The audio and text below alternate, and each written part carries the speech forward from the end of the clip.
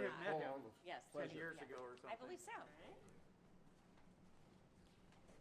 Is this okay here? It is. It's totally fine. That was a good. I'm sorry. We'll try to add to it. And they say that she didn't give any breaking news. We had breaking news this morning, though. Pilot.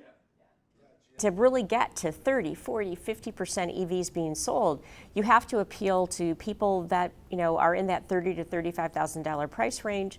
That's where the Bolt is already there, but the Equinox is just a phenomenal vehicle. So I think when we look at the portfolio, we look at our brands, I think that's what's going to drive adoption. Because again, it's getting that person who only owns one vehicle.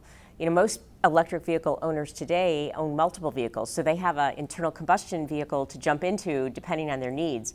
We're really working, again, as I said, to create the whole ecosystem. So buying an EV is just better, because if you've had the chance to drive one of our electric vehicles, they're fun to drive, instant torque, quiet, and so I think there's a lot to offer. We got gas prices starting to come down a little bit, but they're kind of still a burden on families. Interest rates, they're saying another point possibly now after yesterday's inflation numbers. What do you think is going to happen with the economy now? Are we headed into some sort of recession? It's really hard to say. If you think about it, we're in uncharted waters with coming off of a pandemic, all of the different supply constraints that many different industries have faced. I really focus in on our industry and frankly on our company, and we're watching it very carefully. We always look at affordability, but we're still seeing really strong demand for our products. And so, again, I think it's the strength of the product portfolio we have, and we're watching it, and obviously we're looking at many different scenarios, as any prudent business leader would, to make sure we're ready for however the situation evolves. But it's pretty volatile right now.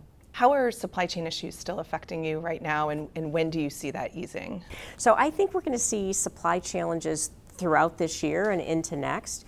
At General Motors, from a semiconductor perspective, by mid-decade, we're going to be leveraging 3 families of semiconductors that will be able to have higher scale. Because in the past, General Motors really didn't buy a lot of semiconductors. We bought those through our suppliers, our tier 1s, our tier 2s, et cetera. But now we're going to be directing it, and we actually think this is going to be an opportunity because we'll get scale, and we think it should help drive efficiencies as well. The recent Supreme Court decision overturning Roe v. Wade, has GM started any conversations about any changes you may make to your benefit structure as a result of that decision? Well, first of all, we think this is a highly personal and a private matter, and so we don't plan to talk broadly on it. We are always going to follow state laws and comply. We have it's been past practice that we provided those services, and we've also had a practice of providing the ability for people, if they needed to go somewhere to get the service that they need, of paying for that. And so we're going to continue with that practice. So there's really not a lot of change in what we're doing from what we've done in the past, other than we will make sure we comply with all state laws. That's culture. And so to me, in 5 years, I'd like to continue to see our engagement and our inclusion scores go up. General Motors headquarters will always be in Detroit. And right now the plan is for it to be at the Renaissance Center. That's our home.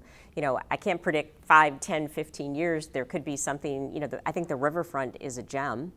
The Riverwalk keeps getting voted as one of the best in the country. And so if there's opportunities that, we can improve that area and do the right thing for the city, we will. But right now the Ren Center is our home, and Detroit will be our home. The memo that you wrote to employees, I think in the summer of 2020, was emotional. It was raw.